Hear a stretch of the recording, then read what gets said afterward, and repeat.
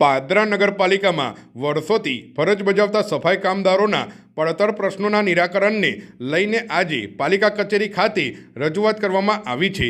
ગુજરાત વાલ્મીકી સમાજ સંગઠનના પ્રદેશ પ્રમુખની આગેવાની હેઠળ સફાઈ કામદારોએ ચીફ ઓફિસરને લેખિત રજૂઆત કરી હતી અને જો 15 દિવસમાં પ્રશ્નોનો ઉકેલ નહીં આવે તો હડતાળ પર ઉતરવાની ચીમકી ઉચ્ચારી છે। પાદરા નગરપાલિકા વિસ્તારમાં સેનિટેશન વિભાગમાં કાર્યરત વાલ્મીકી સમાજના સફાઈ કામદારો વર્ષોથી અત્યંત મહેનત અને નિષ્ઠાપૂર્વક પોતાની ફરજ બજાવી રહ્યા છે, તેમ છતાં તેમના અનેક અગત્યના પ્રશ્નો વર્ષોથી પડતર રહ્યા છે।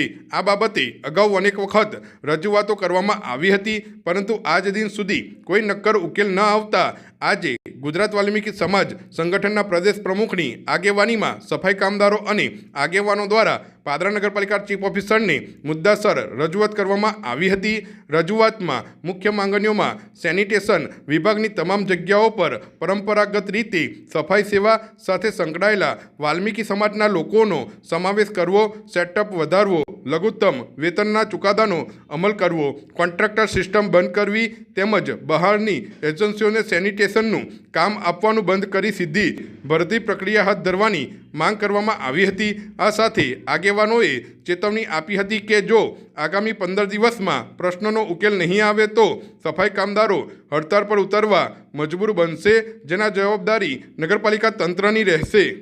મારું નામ જીતુ બારિયા, સમસ્ત વાલ્મીકી સમાજ ગુજરાતના પ્રદેશ પ્રમુખ।